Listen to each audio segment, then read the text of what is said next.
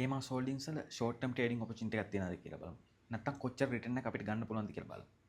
ඔයාලට පේන ඇති මම මේ හේමාස් හෝල්ඩින්ග්ස් වල HHL කියන්නේ ටික නම්බර් එක 1 week chart එක කරන් තියෙන ට්‍රේඩින් view එකේ. එතකොට 2025 ජුලයි ඉඳන් 2026 මේ වෙනකන් තමයි මේ chart එක තියෙන්නේ. එතකොට අවුරුද්දක් වගේ කාලේ.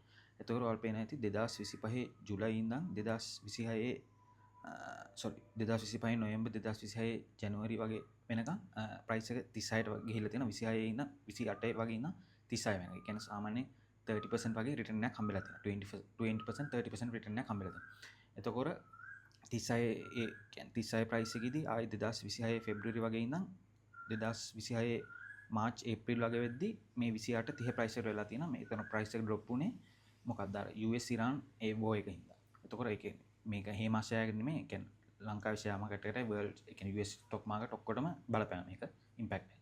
ඒතර ඔයාලට පේන ඇති ඔයා ෂෝට් ටර්ම් ට්‍රේඩර් කෙනෙක් විදිහට ඔයා මෙන්න මේ කියන්නේ මේ 30 දී වගේ එන්ටර් වුණා නම් ඔයාට මේ විදිහ දැන් 34 33 වගේ ප්‍රයිස් එකකින් තියෙන. එතකොට ඔයාට මේ 10% වගේ රිටර්න් එක දැන්ටම හම්බෙලා තියෙනවා.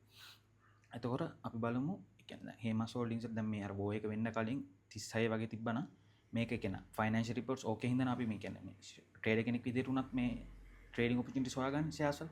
එතකොට මේක 40 42 වගේ රේන්ජ් එකට යන්න පුළුවන්.